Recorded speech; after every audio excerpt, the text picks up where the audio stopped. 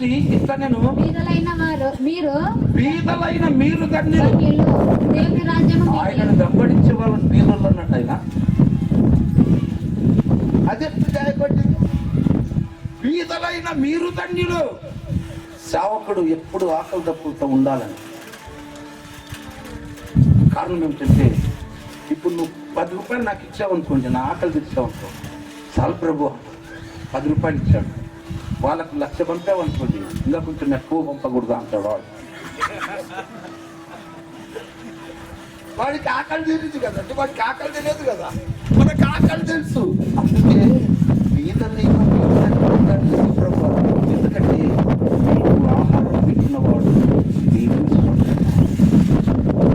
బట్టలు ఇచ్చిన వాడు, ఆశీర్వాదం. అవి వచ్చి నాకు ఉదయం ఈ డ్రెస్ అవి ఇచ్చిన వ్యక్తి చాలా అదృష్టవంతుడు. కారణం ఏంటంటే దేవునిలో లిఖితము ఉంది. ఉన్నోని కనిపించిన వాడికి ఉన్నోడు కదంటాడు. వాడు ఏమంటాడు, ఇంకా కొంచెం పంపకూడదా అంటాడు. లేడోడు 10 ఇస్తే చాలే బా అంటాడు. మొన్న కొందరు నా కాడికి పైసలు ఇచ్చారు. నేను వాళ్ళని చూసి నాకు బాగా అనిపించిందండి. వాళ్ళు చాలా, నేను ఎక్స్పెక్టేషన్ కంటే ఎక్కువ తెచ్చి పెట్టారు. ఇక్కడ అంటే ఒక పని చేపిస్తున్నాను దానికోసం అని. వద్దన్నా వద్దమ్మా, ఇంత డబ్బులు నాకు ఎంత కావాలో నాకు తీసుకుంటాను, తక్కువ వద్దని చెప్పాను. కారణం ఏమిటంటే రూపాయి ఇచ్చిన దాంట్లో తృప్తి కలిగే వాళ్ళని నేను వాళ్ళకి కాబట్టి ప్రియుడా, దేవుని మందిరంలో నివాసం చేసేటువంటి వ్యక్తులు ఎలాగుండాలి అని, ఆ దేవుని సన్నిధి కోసం ప్రాణం పెట్టేవారిగా ఉండాలి. ఆ చదవమ్మా ఇప్పుడు రోమీయుల ప్రశ్న పత్రిక. వారు నా ప్రాణము కొరకు ప్రాణమును ఇచ్చటకైనా తెగించిది. తెగింపు క్రైస్తవత్వం అంటే తెగింపు. ఎలా ఉండాలండి క్రైస్తవుడు? తెగింపు ఉండాలి. తెగించి నీ ప్రాణం పెడతాం నీకోసం. నువ్వు పరిచర్య చెయ్యి. ఈ గ్రామంలో ఒక తమ కష్టపడి పనిచేస్తూ కొనసాగుతున్నటువంటి సంఘం కోసం కూడా అతి సహాయం చేసేవారిగా ఉండాలి. దైవ సేవకునికి సహకరించే వారిగా ఉండాలి. దేవుని రాజ్యానికి వారసులం అవుతాం. నేను ఆకలిగా ఉంటుంది, నాకు ఆహారం ఇచ్చారు, బట్టలు లేకుండా. మత్తయి సువార్త 25వ అధ్యాయం 31వ వచనం.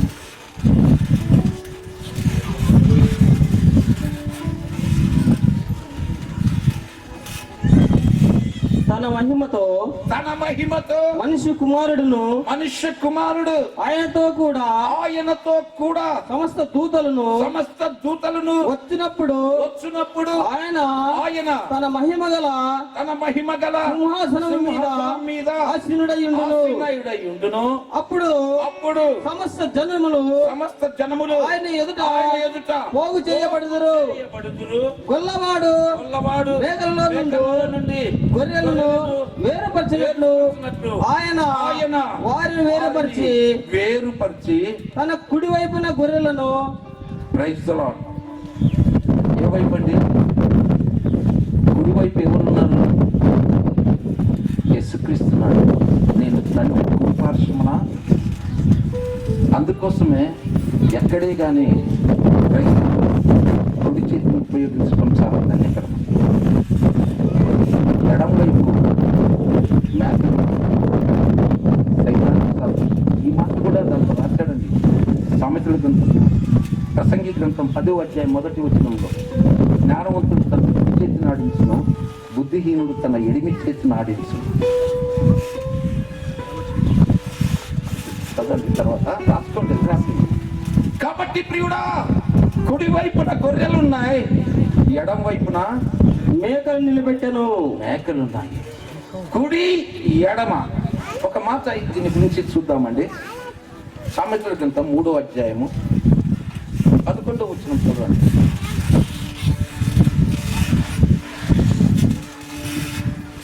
నా కుమారుడా యెహోవా శిక్షణ తుడింపకవద్దు. 27వ వచనం చూడండి. వేలు చేయుట ఆ, నీ నీ చేతనైనప్పుడు దాన్ని పొందదగిన వారికి దాన్ని పొందగలిగిన వారికి చేయకుండా వెనుక తీయకుము. చేయకుండా వెనక్కి తీయద్దు. ద్రవ్యము ద్రవ్యము నీ యొద్ద నుండగా నీ యొద్ద నుండగా రేపు రేపు ఇచ్చదను పోయి పోయి రమ్మని నీ పొరుగు వానితో అనవద్దు. ఆ, నీ పొరుగువాడు నీ పొరుగువాడు నీ యొద్ద నీ యొద్ద నిర్భయముగా నివసించినట్లు వానికి వానికి అపకారము కలిగింపవద్దు. కలిగించొద్దు. నీకు నీకు హాని చేయని వానితో ఆ, నిర్మితముగా ఆ, జగడమాడవద్దు. జగడమాడొద్దు. బలత్కారము చేయువాని చూసి ఆ, మత్సరపడకము. మత్సరపడొద్దు. వాడు వాడు చేయ క్రియలను చేయి క్రియలను ఏ మాత్రమున చేయగోరవద్దు. కుటీల వర్తనుడు కుటిల వర్తనుడు యెహోవాకు అసహ్యుడు. దేవునికి అసహ్యుడు. యథార్థవంతులకు యథార్థవంతులకు ఆయన తోడుగా ఆయన ఉండును. తోడుగా ఉండును. భక్తిహీనుల ఇంటి వీధికి ఇవన్నీ డైరెక్ట్ గా అన్ని యెహోవా చేసినప్పుడు శాపము వచ్చును. చేతనైనప్పుడు చేయకుండా నువ్వు వెనుక తీయద్దు అనేటువంటి మాటలు రాయబడ్డాయి. అలాగుండే మేలు చేసేటువంటి మనము జాగ్రత్తగా ఉండాలి. ఇక్కడ కుడివైపు ఎడం వైపు అండి. కుడివైపు దీర్ఘాయువును, ఎడం వైపు ధనఘనతలను ఉన్నాయి.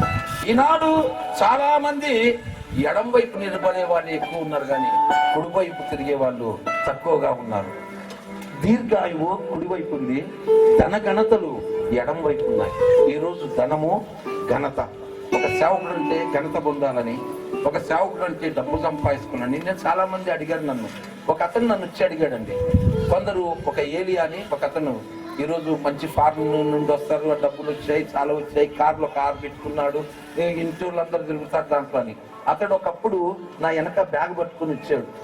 అన్న మా ఇంటికి రా, ప్రార్థన చేద్దురా అన్న, మా ఇంటికి రా అని. వచ్చిన తర్వాత నేను ఆటోలో తిరుగుతానండి. ఒక మీటింగ్కి నేను ఆటోలో పోయి దిగాను. అతడు కారులో వచ్చాడు. కారులో వచ్చి దిగాడు. కొంచెం పొజిషన్ పెరిగిపోయింది కదా, టీవీలో కూడా ఆరాధనలో అట్లా వస్తాడు. ఏలియాని మంచి ఏలియాని ఆరాధనకు వస్తాడండి. అందరూ అడిగారు, ఏమన్నా అతడు అలాగున్నాడు, నువ్వేమి అప్పటి నుండి ఇలాగే ఉన్నావు, ఇదే పరిస్థితి. నేను ఒక మాట అన్నానండి, అతడు ధనాన్ని ఘనతను సంపాదించుకున్నాడు, నేను యేసుక్రీస్తుని సంపాదించుకున్నాను.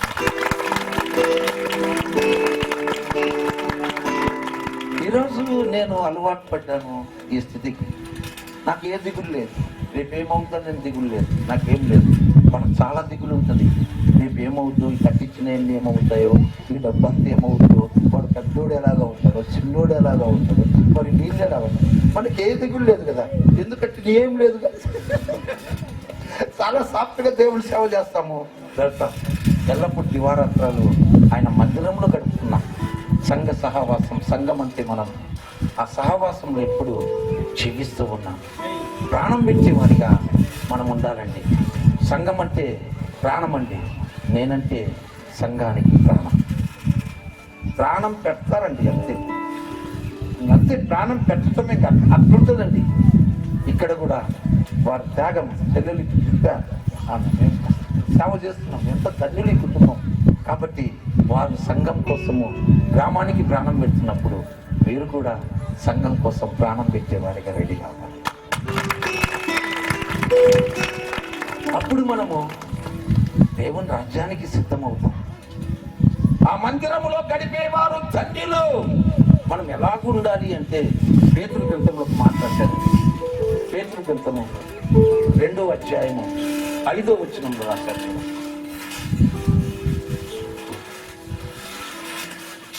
యేసుక్రీస్తు ద్వారా దేవునికి అనుకూలమగు ఆత్మ సంబంధమైన బలులు అర్పించుటకు పరిశుద్ధ యాజకులుగా ఉండునట్లు మీరును సజీవమైన రాళ్ల వలె ఉండి ఆత్మ సంబంధమైన మందిరముగా కట్టబడుచున్నారు. చప్పట్లు కొట్టండి. దేవుని మందిరంగా గ్రామంలో అందరూ కట్టబడుతూ ఉన్నాం. ప్రతి వారు సజీవమైన రాళ్ళలాగా ఉండాలి. ఆ మందిరంగా కట్టబడాలి. యేసు ప్రభు వారు వచ్చినప్పుడు సంఘం ఎత్తబడుద్ది. మనం ఎత్తబడే వారిగా మనం జీవిస్తాం. దేవుని మందిరమైన సంఘ సహవాసంలో కొనసాగుతూ ఆ సంఘంలో జీవిస్తూ, సంఘం అంటే ప్రాణము కలిగినటువంటి వ్యక్తులుగా సంఘ సహవాసంలో నిత్యము కొనసాగుతూ, సంఘంలో కొనసాగుతూ పరిచయం చేస్తున్నటువంటి దైవజనుణ్ణి మనము ప్రేమగా చూసుకుంటూ, ప్రతి విషయంలో దైవ సన్నిధిలో సహకరిస్తూ ఎప్పుడైతే కొనసాగుతామో మనం ధన్యులము.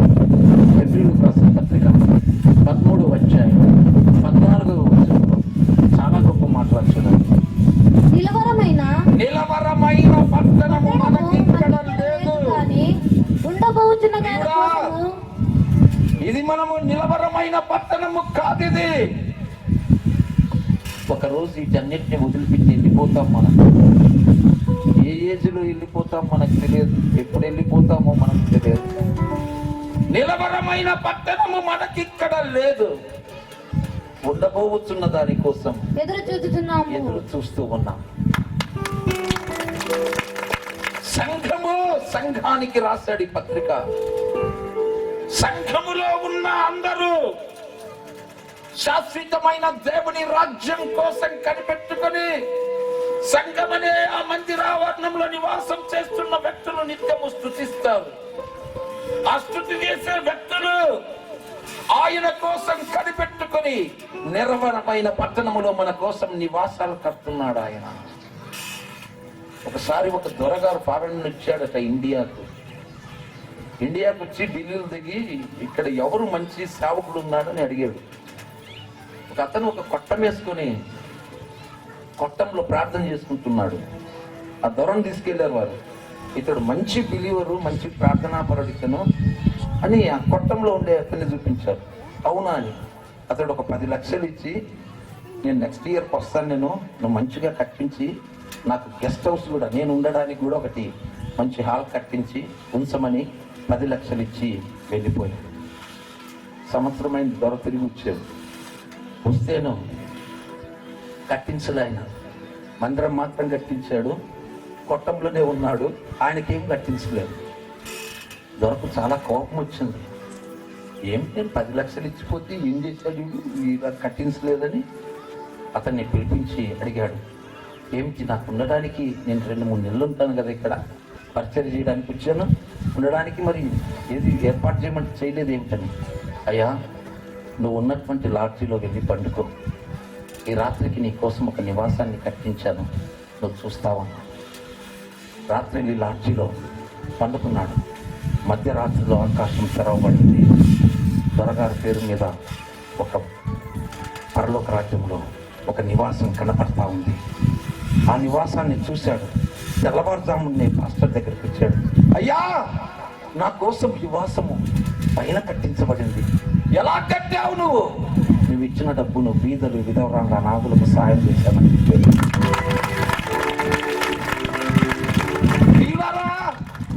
దేవుని మహాకృప, శాశ్వతమైన దేవుని రాజ్యానికి వారసులం కావటానికి నిలవరమైన పట్టణములో మన నివాసము కట్టబడాలంటే ఇక్కడ సంఘములో మనము సహకరించే వారిగా మనం జీవించాలి.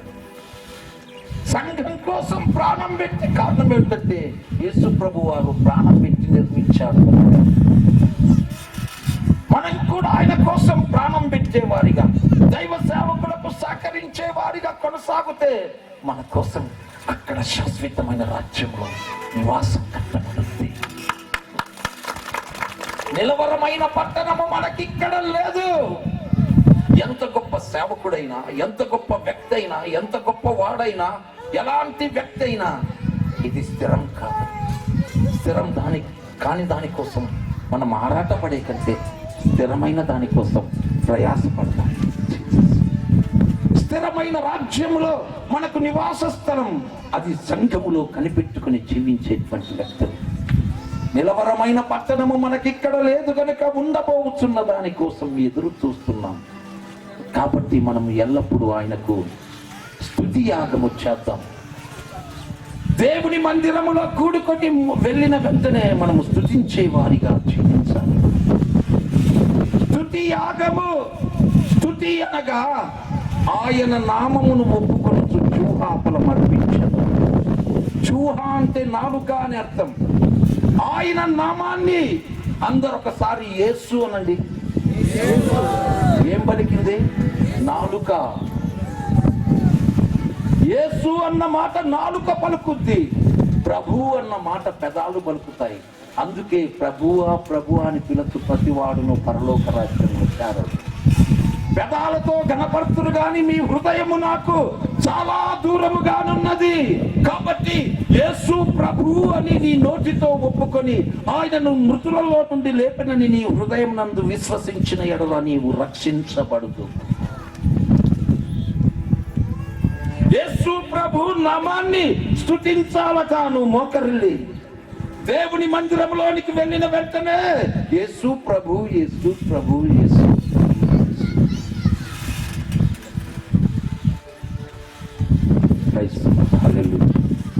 జ్ఞానమే. వ్యవహారాలు పెట్టుకుని ఆ వ్యక్తితో మాట్లాడతాయి, ఈ వ్యక్తితో మాట్లాడతాం. వ్యవహారాలు ఉండకూడదు. వెంటనే మనం మోకరిల్లటం, స్తుతించటం. స్తుతి అనగా ఆయన నామమును ఒప్పుకుని జుహాఫలమును అర్పించడము. ఉపకారము ధర్మము చేయుట మరువకుడి.